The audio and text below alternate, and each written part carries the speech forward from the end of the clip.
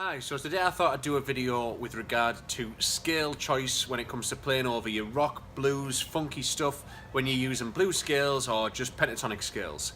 On YouTube at the moment there's a big rise in this soul blues scale and the major blues scale, and for me they're kind of, yes, they obviously they do exist as scales, but I think there's a different way that you can look at these things which makes it 10 times easier.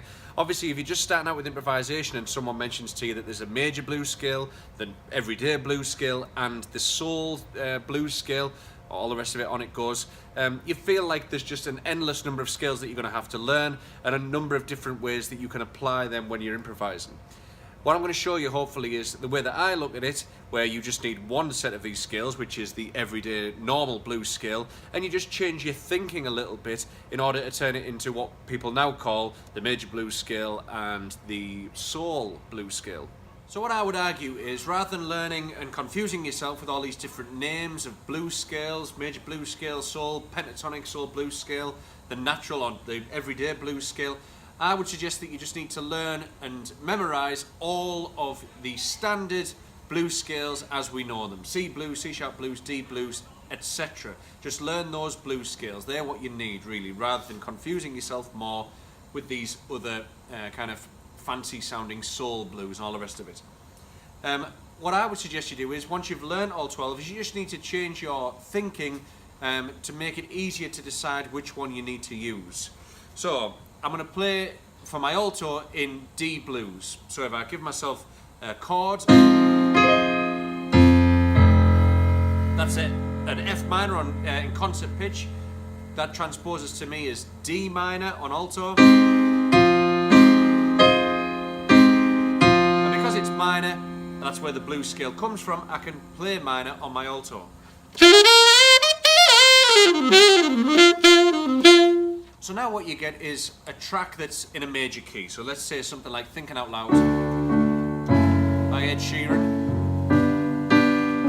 So I'm just going from a D to an F sharp to a G to an A.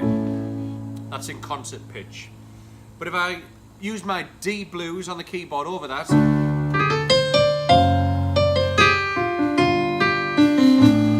can hear that it doesn't quite work. It doesn't really it doesn't fit. There's too many tones that clash. So what I would do is, rather than learn the major pentatonic or your soul pentatonic, or not even a case of learning them, because actually they're near enough are the same thing, just with different names, I would look to what the relative minor is and use that blues scale, because you know what all your minor blues scales are. They're just the blues scale. So if I'm in D, I would go to B blues,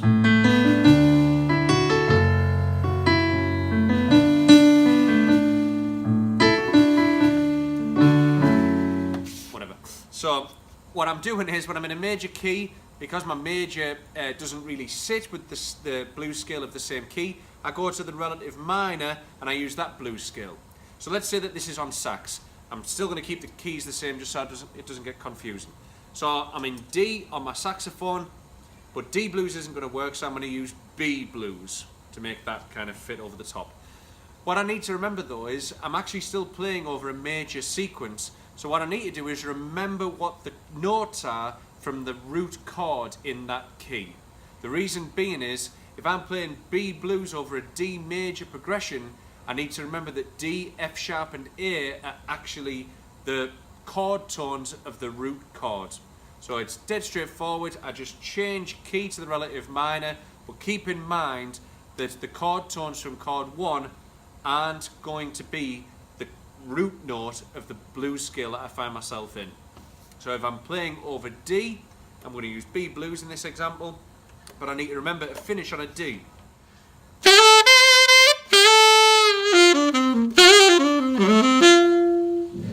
So to quickly summarise, in case I'm making it seem more confusing than it is, all you need are your blues scales. Just learn all your blues scales. If you find yourself in a minor key, the blues scale comes from the minor. So whichever key you're in, say for example you're in D, D blues is going to work.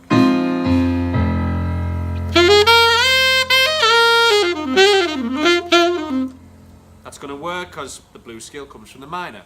If you find yourself in a major key,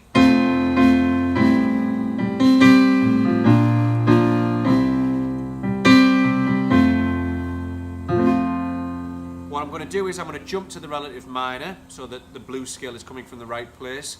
And for ease, let's just say I'm going to resolve all of my lines on the root note of the key that I'm in this case D.